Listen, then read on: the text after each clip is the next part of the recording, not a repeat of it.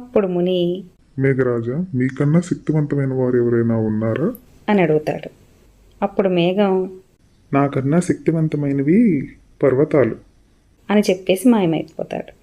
అప్పుడు ముని పర్వతాన్ని ఆహ్వానిస్తాడు. పర్వతం వచ్చి ఏంటి మునివర్య, ఎందుకు మీరు నన్ను పిలిచారు? నాతో ఏమైనా పని ఉన్నదా మీకు అని అడిగాడు. అప్పుడు ముని నా కుమార్తెకి నేను వివాహం చేయదలిచాను పర్వతమా, అందుకే నేను నిన్ను పిలిచాను.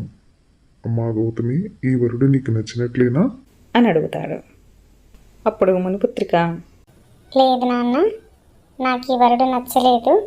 వరుడి శరీరం అంతా కూడా నున్నగా లేదు, గతుకులు గతుకులు రాళ్లతో ఉంది. నాకు నచ్చలేదు నాన్న, మీరు నాకు వేరొక వరుణ్ణి చూసి పెట్టండి అని చెప్పేసి అంటుంది. అప్పుడు ముని పర్వతమా, మీకన్నా గొప్పవారు శక్తిశాలి ఎవరైనా ఉన్నారా అని అడుగుతాడు. అప్పుడు పర్వతం